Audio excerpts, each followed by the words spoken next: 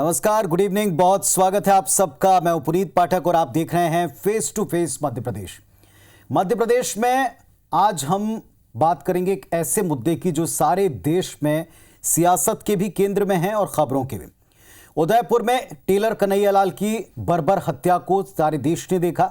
राजस्थान समेत पूरे देश में इस पर बवाल मचा और यह बवाल किसी से छिपा नहीं।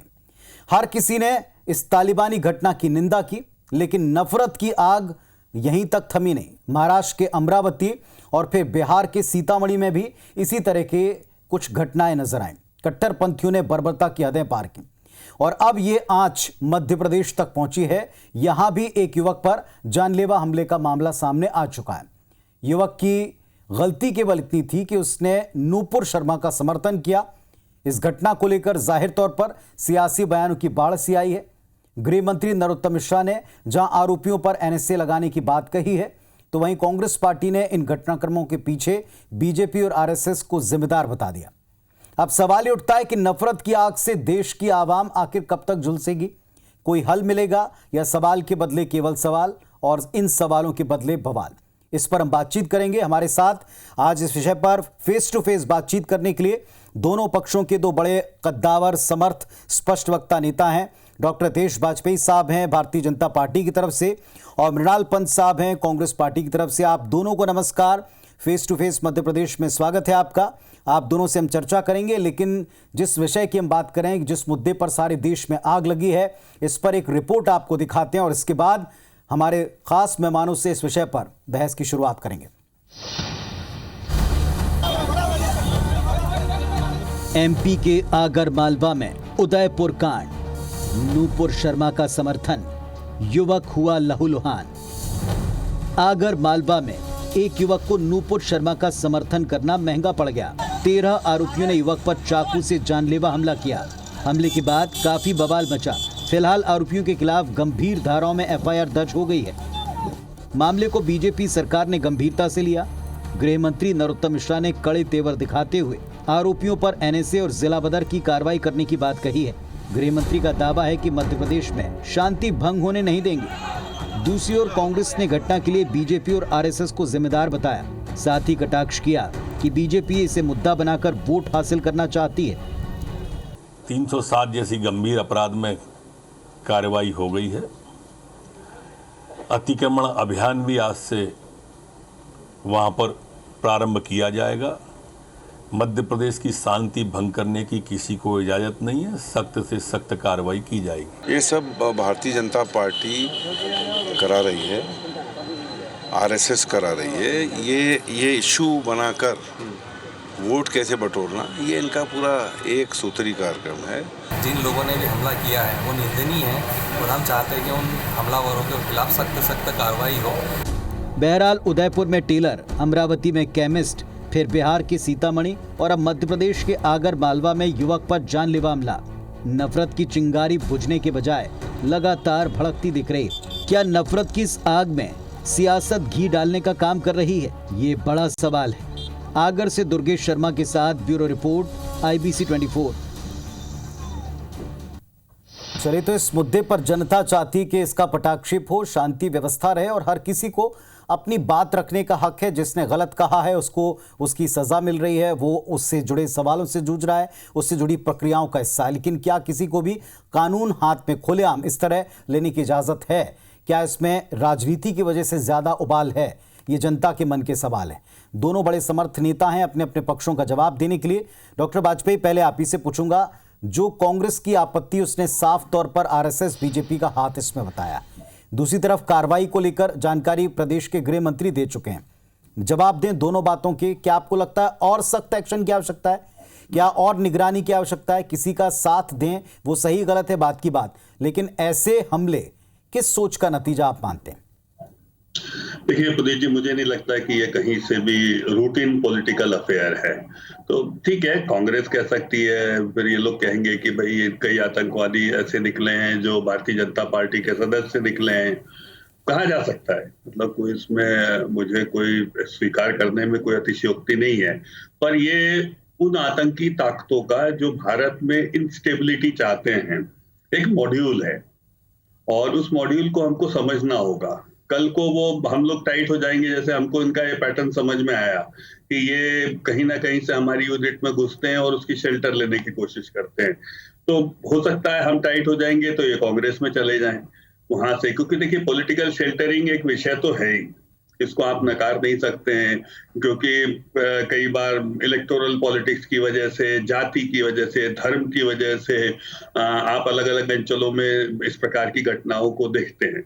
अब मेरा लेकिन इसमें दूसरा से है, हम इतनी घटनाओं के माध्यम से एक बात तो समझ गए हैं कि इसमें से अधिकांश लोग पाकिस्तान के द्वारा ट्रेंड हैं या द्वारा ट्रेंड लोगों द्वारा क्रिएट किया गया एक सिंडिकेट है जिसका हिस्सा है, जिसमें उस प्रकार की मानसिकता के लोगों को इन्वॉल्व करके एक इंसर्जेंसी क्रिएट करने का प्रयास होता है। हमारे यहाँ पर धार्मिक भावनाओं को, उन्माद को बढ़ाकर घटनाएं कारित करने की एक योजना बनती है जिससे डिस्टर्ब भारत होता है। हम राजनीति 2 मिनट के लिए भूल जाए, ये मॉड्यूल तो है, इतना तो हम लोग सब समझ रहे हैं, सब में लिंक्स भी निकल कर आ रहे हैं, तो हम सबको समझना होगा एक नागरिक के नाते, भारतीय जनता पार्टी के कार्यकर्ता के नाते मुझे भी ध्यान देना होगा कि मैं इसमें अपनी क्या भूमिका निभा सकता हूँ। कांग्रेस के लोगों को, उनको भी ध्यान देना होगा। हम लोग जो राजनीति करनी होगी बिजली सड़क पानी पे कर लेंगे। अभी भी खरगोन की घटना के बाद चुनाव में उन घटनाओं का हमारे यहाँ पर कोई जिक्र भी नहीं हुआ और ना उसका कोई असर पड़ा। मुझे इस बात की खुशी है, चाहे कांग्रेस हो चाहे भाजपा हो, हमने उस हिंदू मुसलमान विवाद को कभी भी चुनाव का विषय नहीं बनाया। और आपने देखा होगा जो लोकल सेल्फ गवर्नमेंट हुए, स्थानीय निकाय के चुनाव हुए, तो इसके लिए तो मैं वाकई में कांग्रेस को भी धन्यवाद दूंगा और उनका ये मैच्योरिटी है, और मुझे लगता है हम सबको इस दिशा में मैच्योर होने की जरूरत है। कैटेगोरिकली हमको इसको रिजेक्ट करने की जरूरत है, इसको समझने की जरूरत है। चलिए, बहुत सुलझा हुआ, किसी भी मॉडल पे पॉलिटिकल पोजीशनिंग करेंगे तो ठीक नहीं। बहुत सुलझा हुआ, आपने यहाँ पर अपना वक्तव्य भी दिया और पक्ष भी रखा, लेकिन क्या इतनी सुलझी हुई बातें हमें लगता है कि हम आगे बढ़ा रहे हैं?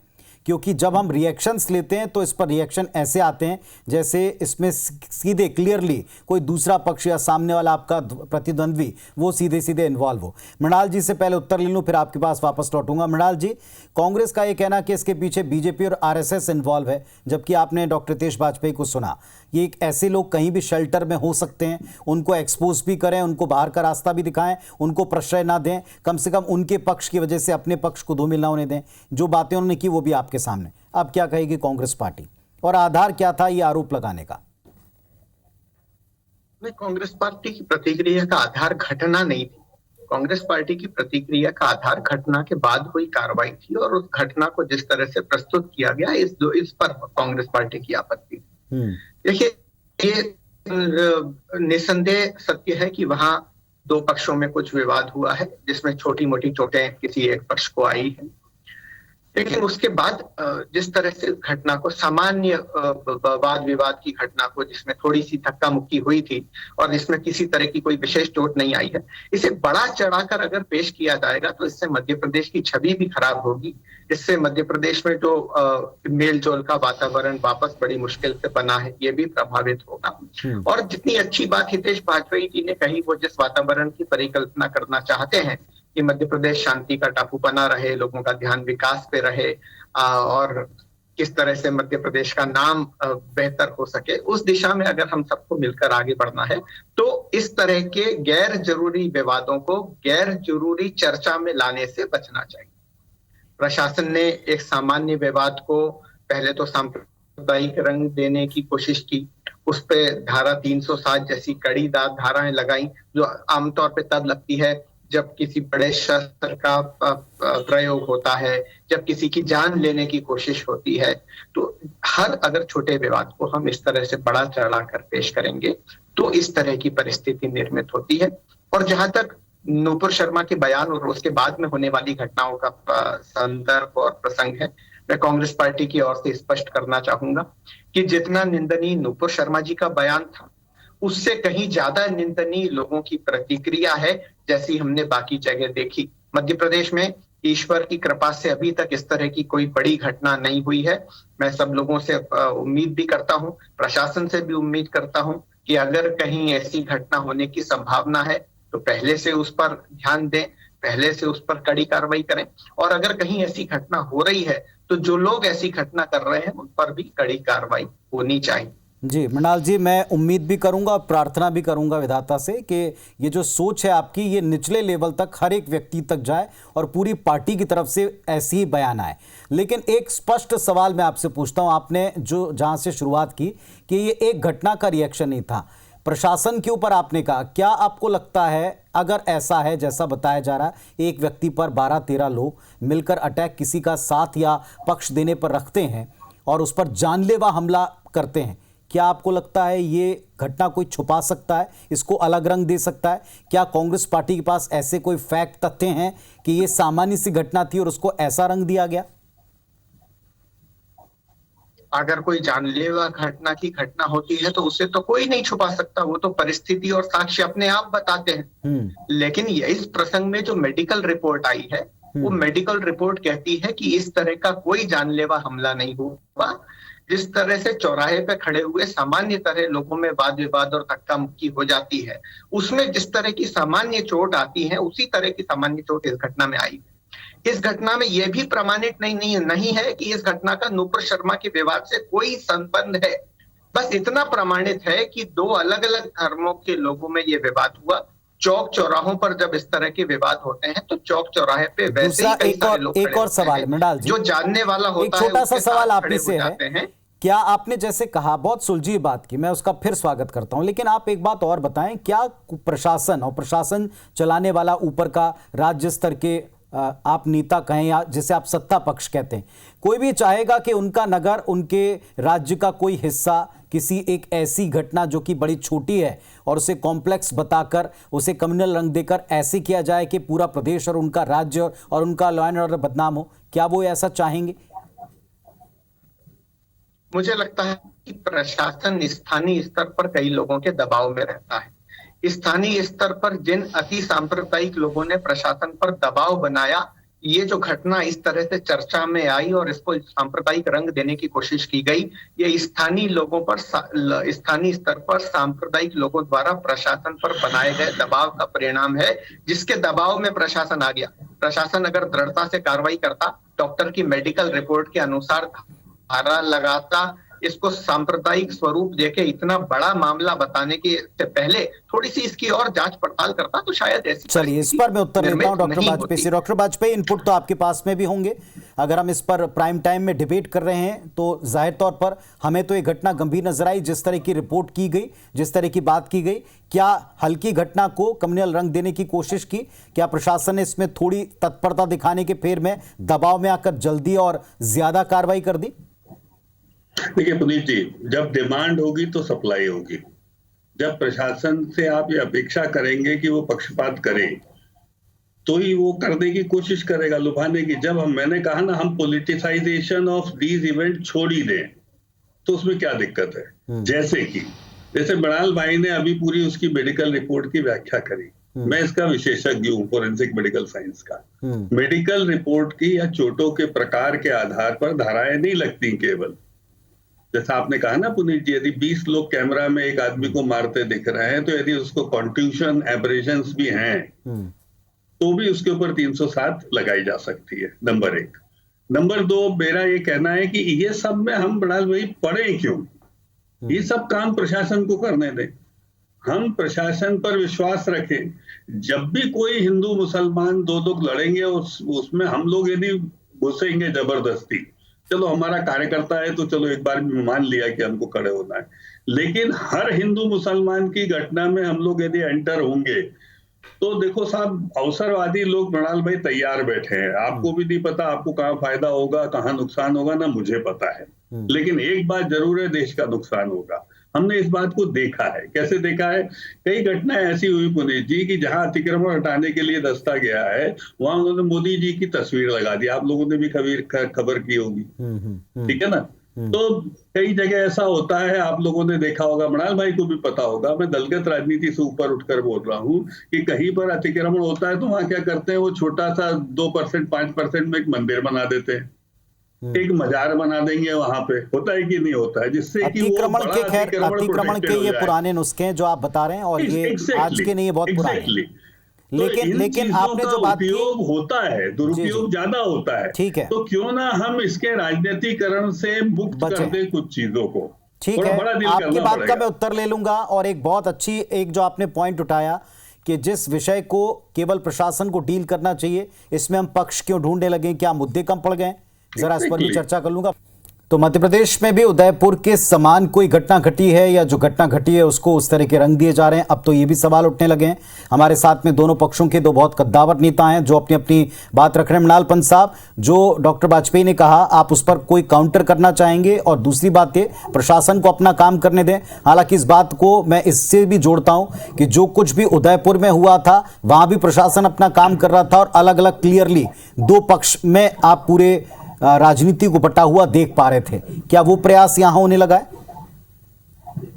बिल्कुल नहीं। उदयपुर की घटना में तो पूरा देश एक स्वर से आतंकियों के खिलाफ था। कहां दो पक्ष थे, एक ही पक्ष था। पूरा देश एक तरफ और नृशंसता से हत्या करने वाले आतंकी दूसरी तरफ। जी मृणाल जी, उसमें भी हालांकि कोई बचा रहा है और बचाने का प्रयास कर रहा है। पहले से अगर आपने कार्रवाई की होती तो ऐसी घटना नहीं घटती। इसके प्रयास में खैर आज वो विषय मूल नहीं है, मैं इस पर ही वापस लौटता हूं। जो आपने वाजपेयी जी को सुना, आपने कहा कि साधारण घटना थी, उसको ही रंग दिया। तो कौन दे रहा है रंग? कोई अपने प्रशासन को, अपनी सरकार को, अपने ही राज को क्यों बदनाम करेगा? मैं वही बात आपसे कह रहा हूं कि उदयपुर में एक नितांत दुखद घटना हुई, एक आतंकी घटना हुई। बेवजह से ही एक व्यक्ति की जान चली, पूरे देश में उसकी निंदा हुई, घोर निंदा हुई। कुछ लोग इस घटना का सांप्रदायिक विभाजन करके फायदा उठाना चाहते हैं, और हम सबकी सामूहिक जिम्मेदारी है कि इस तरह से सांप्रदायिकता का वातावरण नहीं फैले, क्योंकि इसी वातावरण के परिणाम स्वरूप फिर दंगे फैलते हैं। इसी तरह के आतंक के वातावरण के परिणाम स्वरूप बाद में फिर आतंकी घटनाएं होती हैं। इसी तरह के वातावरण के कारण जो विभाजन और नफरत के बीज पैदा होते हैं, वो धीरे धीरे पेड़ का रूप ले लेते हैं। इसका लंबा असर समाज पर और प्रदेश पर और देश पर पड़ने वाला है।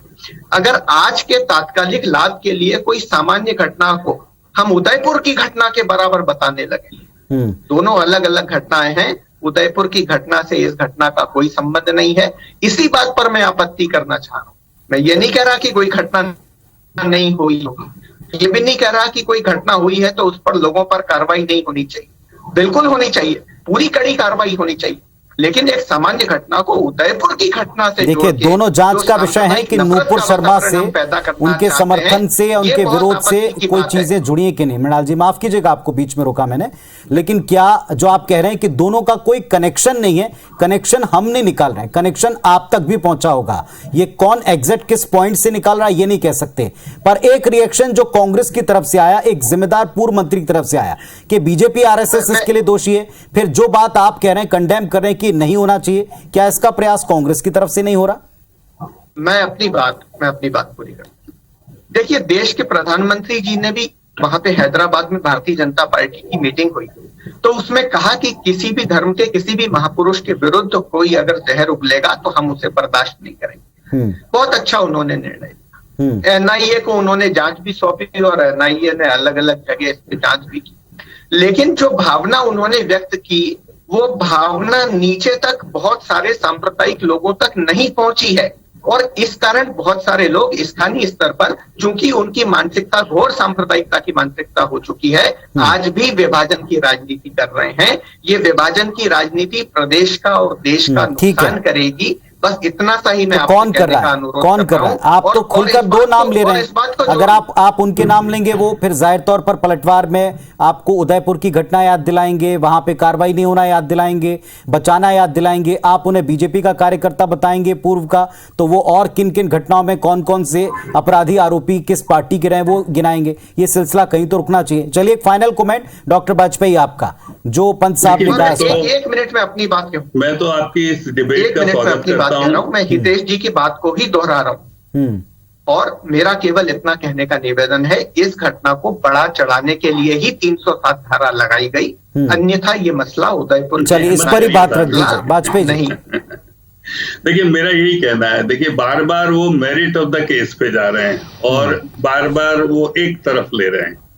तो मेरा ये निवेदन है मृणाल भाई, ना आप मौके पर हो ना मैं हूं, ना हम में से किसी ने जांच करी है, ना हम प्रशासन का हिस्सा है वहां पर जो जांच कर रहा है।